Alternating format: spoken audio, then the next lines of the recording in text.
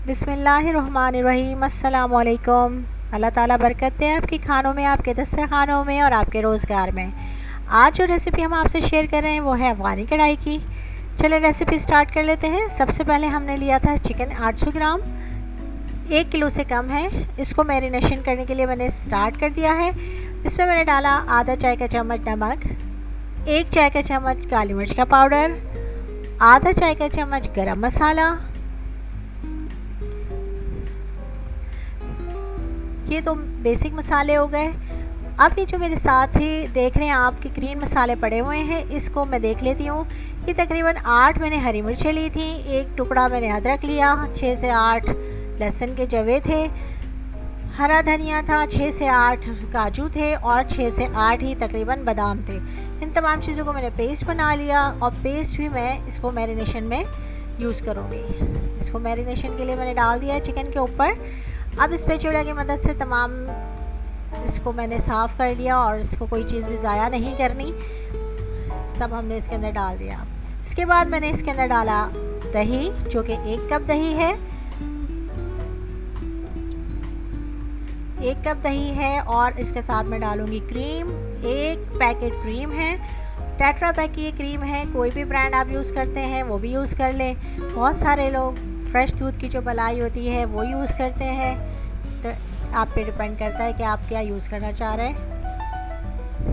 अब इनको मैं अच्छे से मिक्स कर लूँगी स्पैचुला की तरह। स्पैचुला की मदद से तो ये मैरिनेशन के लिए मिक्स हुआ नहीं सही, मैंने किया था हाथ से, तो आप भी हाथ ज़रूर इस्तेमाल कर लिएगा और इस्तेमाल करने से पहले धो लिएगा। और यहाँ पे मैंने इसको मैरिनेट करने के लिए रख दिया था तकरीबन 2.5 घंटे फ्रिज के अंदर। उसके बाद मैंने 2.5 घंटे के बाद मैंने निकाला और एक फ्राइंग पैन में मैंने थोड़ा सा ऑयल डाला है और उसके ऊपर मैं अपने चिकन पीसेस रख दूँगी। चिकन पीसेस को मैंने 1 बाय 1 फ्राई किया।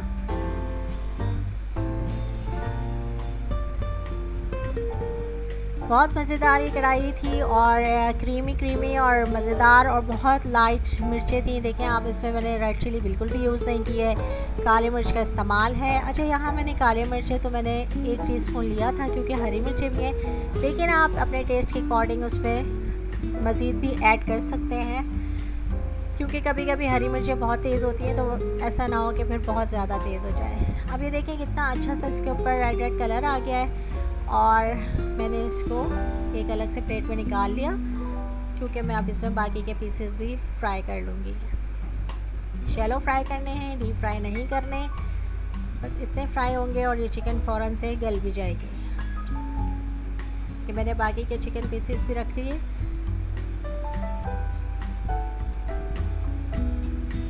वन बाय वन फ्राई करते जाएंगे। मेरी रेसिपी को एंड तक ज़रूर देखिएगा और इसकी सारी रेसिपी आपको डिस्क्रिप्शन बॉक्स में भी मिल जाएगी, वहाँ से आप नोट कर सकते हैं। उसके बाद मैंने लिया है एक सॉस पैन में ऑयल डाला, जो कि आधा कप से भी कम है, आप देख सकते हैं, और 1/4 कप समझ लें ये ऑयल है। इसके अंदर मैं डालूँगी वो बैटर जिसमें हमने मैरिनेशन की थी, क्योंकि चिकन पीसेस को हमने निकाल के और फ्राई कर लिए थे। जो बैटर बचा वो हमने इस तेल में फ्राई करना है, यानी कि हम इसमें भून लेंगे।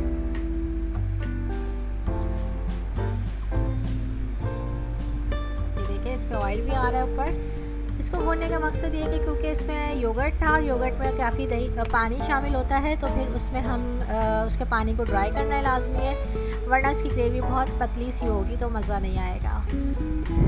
जैसे ही पानी थोड़ा सा बॉयल होना शुरू हुआ और मतलब मसाले में थोड़ा बॉयल आना शुरू हुआ, मैंने उसके अंदर डाल दिए चिकन पीसेस, और चिकन पीसेस डाल के इसको हम ना थोड़ी देर ढक के रख देंगे, ताकि अगर चिकन में कोई कसर रह गई है तो वो इसमें पूरी हो जाए और वो अच्छे से गल जाए।